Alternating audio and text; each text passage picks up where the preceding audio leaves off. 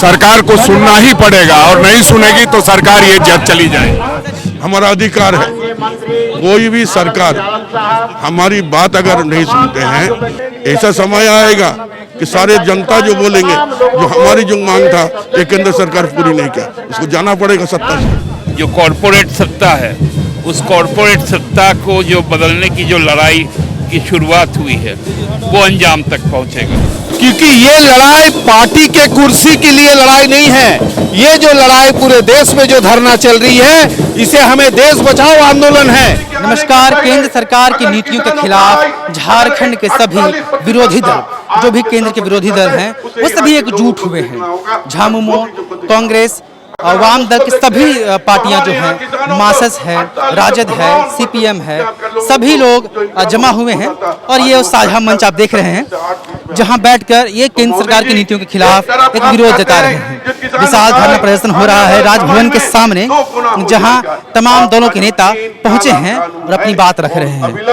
हम one by one से बातचीत करने का प्रयास करते हैं और देखते हैं कि इस मसले पर वो क्या कहते हैं।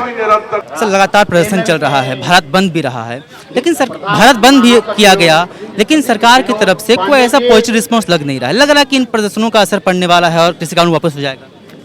देखिए, हमने कहा अभी भी ये डेमोक्रेसी में जनता को एक शक्ति दिया, संवैधानिक हमारा अधिकार है, कोई भी सरकार हमारी बात अगर नहीं सुनते हैं तो ये माध्यम है और धरना प्रदर्शन के माध्यम से हमेशा केंद्र सरकार को अवगत कराते हैं। धीरे धीरे अब आप जो है इसको ले रहे हैं, ऐसा समय आएगा कि सारे जनता जो बोलेंगे, जो हमारी जो मांग था ये केंद्र सरकार पूरी नहीं किया, उसको जाना पड़ेगा सत्ता से। अगली कड़ी क्या होगी सर? अगली कड़ी क्या होगी कि धरना के बाद फिर हमारे आंदोलन चलते रहेगा निरंतर हम जनता के बीच जाकर जनता की आवाज उठाने का काम करेंगे। आलमगीर आलम को सुन रहे थे आप। हम राजेश ठाकुर जो कि अभी प्रदेश अध्यक्ष बने कांग्रेस का, उनसे जरा बातचीत करते हैं, प्रयास करते हैं। किसान कानून को लेकर कई बार यहाँ पे हुआ, आपके प्रभारी भी आए, जोरदार आंदोलन हुआ, लेकिन कोई प्रभाव देखने को नहीं मिला। नहीं, देखिए, वो दबाव तो मानना ही पड़ेगा, दबाव तो मानना ही पड़ेगा। वो थोड़ा जरूर वक्त लग सकता है, लेकिन सरकार को सुनना ही पड़ेगा और नहीं सुनेगी तो सरकार ये जब चली जाए। सुप्रीम भट्टाचार्य हमारे साथ हैं। लगातार आंदोलन चल रहा है, क्या लगता है इसका प्रभाव देखने को मिलेगा? लगातार आंदोलन चल रहा, लगता है इसका कोई प्रभाव देखने को मिलेगा?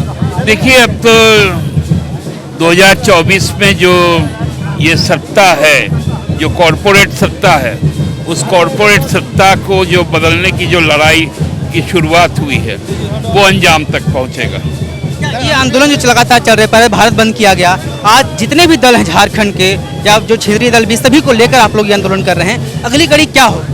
अगली कड़ी फिर से हम बैठेंगे, बैठ के विचार करेंगे और जो कार्यक्रम तय होगा उसके अनुरूप हम लोग करेंगे।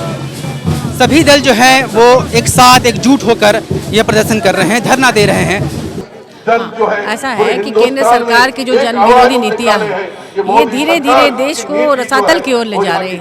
आपको पता होगा कि निजीकरण को बढ़ावा देने वाली ये सरकार वो सिर्फ चंद पूंजीपतियों के बारे में सोच रही है और इस देश की अधिकांश जनता, हमारे यहाँ कृषि प्रधान देश है और आप सभी जानते हैं कि यहाँ पर हमारी जो अर्थव्यवस्था है वो कृषि व्यवस्था पर ही आश्रित है। और अगर आप कृषि व्यवस्था को खत्म कर देंगे, उसका निजीकरण करके, इन तीनों काले कानून, इस तरह के कानून है कि अगर ये रद्द नहीं किया गया तो हमारा देश कम से कम 50 साल पिछड़ जाएगा। मंडियां खत्म हो जाएंगी, जो आड़ती हैं उनका पूरा रोजगार खत्म हो जाएगा। धरना क्या सिर्फ किसानों के केंद्र में रखकर किया जा रहा है या फिर और भी कुछ मुद्दे हैं? इसमें मुद्दे बस वही है कि 3 जो काले कानून केंद्र सरकार ने बनाए हैं किसानों के खिलाफ, उसको रद्द किया जाए। आप देख, दिल्ली के बॉर्डर में जिस तरह से पिछले साल से हजारों किसान भाई आंदोलनरत है, बारिश में, आंधी तूफान में, धूप में, गर्मी में, वहाँ पर वो डटे हुए हैं। कितने लोगों की जान चली गई, कितने लोग बीमार पड़ गए और उनके साथ हम खड़े हैं और चाहते हैं कि उन काले कानूनों को रद्द किया जाए। असर उन पर पड़ेगा, क्योंकि ये लड़ाई पार्टी के कुर्सी के लिए लड़ाई नहीं है, ये जो लड़ाई पूरे देश में जो धरना चल रही है, इसे हमें देश बचाओ आंदोलन है। जब हमारे देश आजादी के पहले जो लड़ाई चल रही थी, अभी सेम लड़ाई फिर हम लोग चला रहे हैं। ये लड़ाई चल रही है, ये लड़ाई चलती रहेगी और देश बचेगी तब पार्टी बचेगा। जब देश नहीं बचेगा तो पार्टी कहां बचेगा।